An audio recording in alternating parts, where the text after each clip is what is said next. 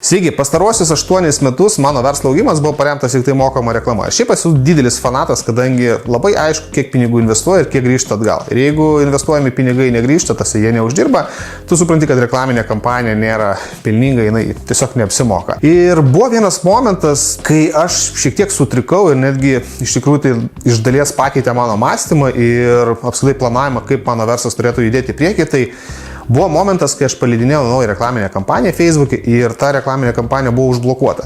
Iš tikrųjų, aš nepažydžiau jokių jų vidinių taisyklių, bet sistema automatiškai išmetė, kad atsiprašome, jūs pažydėte taisyklės, dėl to jūsų akauntas yra užblokuotas. Atstatyti akauntą man užtruko 4 dienas. Finale atėjo toks kaip lengva žinutė atsiprašymas, kad sveiki, viskas iš tikrųjų tvarkoja, jūs galite toliau reklamuotis. Per tą laiką, per tas 4 dienas, kadangi buvo pats sezono įkarštis, aš praradau labai daug pardavimų. Ir aišku, aš labai daug neuždirbau.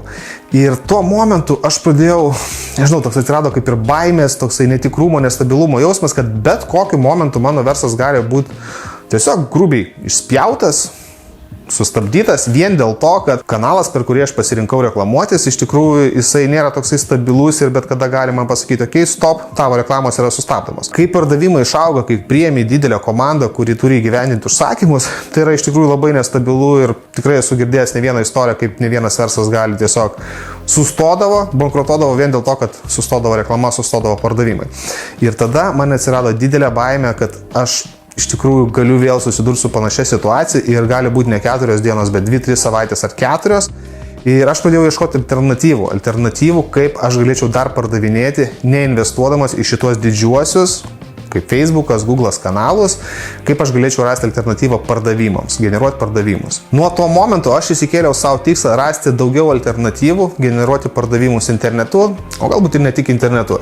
Ir tuo momentu, kai žiūrėjau įvairiausius mokymus, kokie yra variantai dar prekiauti, man užkliuvo Jay Abraham frazė, žodžiai, tai yra, kam investuoti į mokamą reklamą, jeigu kažkuris kitas jau investavo už tavo potencialaus kliento pritraukimą. Ir man tada, kai išgirdau tos žodžius ir pradėjau gilintis juos, aš supratau, kad, pažiūrėkit, juk tas pats klientas, jisai gali būti keliolikos kitų įmonių nekonkuruojančių taipogi klientų. Tarkim, jauna šeima, pora, vyras, galbūt moteris, vaikai, tas pats potencialus klientas ir kitiems verslams. Ir kas gaunasi, jeigu, pavyzdžiui, yra kokių 15-16 verslų.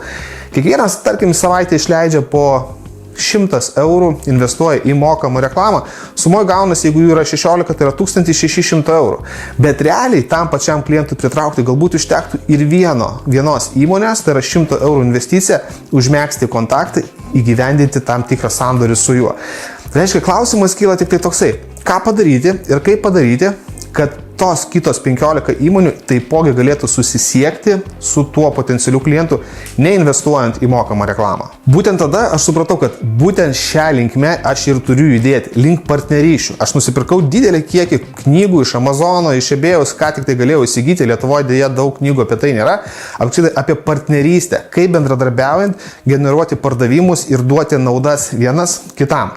Dar vienas didelis bonusas, kurį aš tiesiog atradau, tai yra sužinojau, kad Lietuvoje ir visam pasaulyje dauguma įmonių turi neišnaudojamus resursus, kuriuos galima monetizuoti. Išeigo iš to, aš iš tikrųjų panaudojau tik tai 2 resursus. Vienas resursas man leidžia dabar generuoti visiškai be jokių reklamos išlaidų į reklamą pardavimus, tai yra aš sudariau vieną partnerystę su kita įmonė, kurios potencialus klientas yra toks pat kaip ir mano.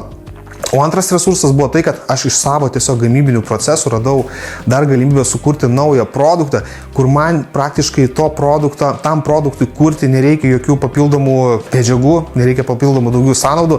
Aš tiesiog sukūriau iš liekamosios dalies, ko aš gamyboje nepanaudodau, dar vieną produktą, kuris man generuoja taipogi kiekvieną mėnesį papildomus pardavimus. Kai aš atradau didžiausią potencialą kurti partnerystę su kitom įmonėm ir taip generuoti pardavimus be investicijų į mokamą reklamą, aš iš tikrųjų supratau, kad tai yra tas kelias, kurio turiu judėti, bet aš susidūriau su vienu dideliu iššūkiu.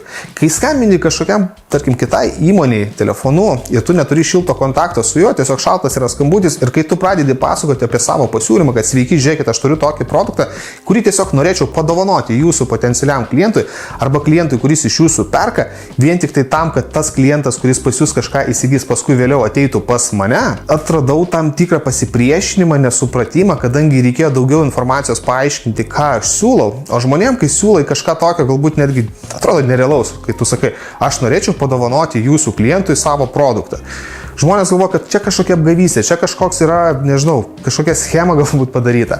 Ir didžiausias iššūkis, kurį aš pamačiau ir kurį aš dabar pradedu spręsti, tai yra suburti žmonės, kurie linkia ir nori bendradarbiauti, nori kurti partnerystės tam, kad jie generuotų būtent tos pardavimus bendradarbiaudami vieni su kitais. Tai yra dalintųsi resursais, pirktų resursus vieni iš kitų, galbūt mainais, barteriniais mainais organizuotų tos resursus, bet yra resursai, kuriuos galima iš tikrųjų sujungti tarp vienos įmonės ir kitos, bet tam pirmiausia reikia turėti žinių, suvokimo ir apskritai kaipgi viskas vyksta. Todėl pristatau jums naują savo projektą Growth Partners, tai yra sumani partnerystė. Tai yra projektas, kuris apjungs tokius žmonės kaip jūs ir aš, kurie nori kurti partnerystės, kurie nori generuoti pardavimus, neinvestuojant į mokamą reklamą ir tie, kurie nori išsiaiškinti bei generuoti savo papildomas pajamas iš turimų įmonės resursų.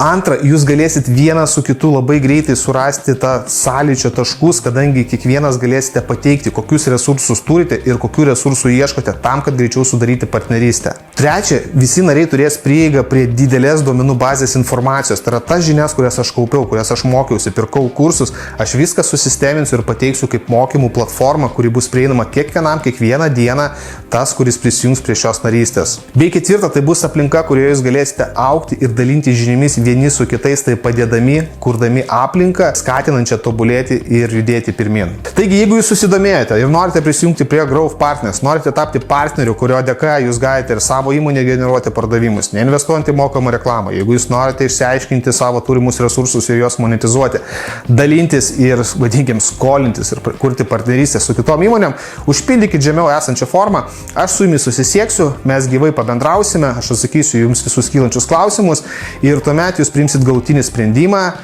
startuoti ar nestartuoti ir ar pradėti savo kelią, kuriant partnerystės su kitom įmonėm, taip generuojant pardavimus ir didinant savo pelningumą.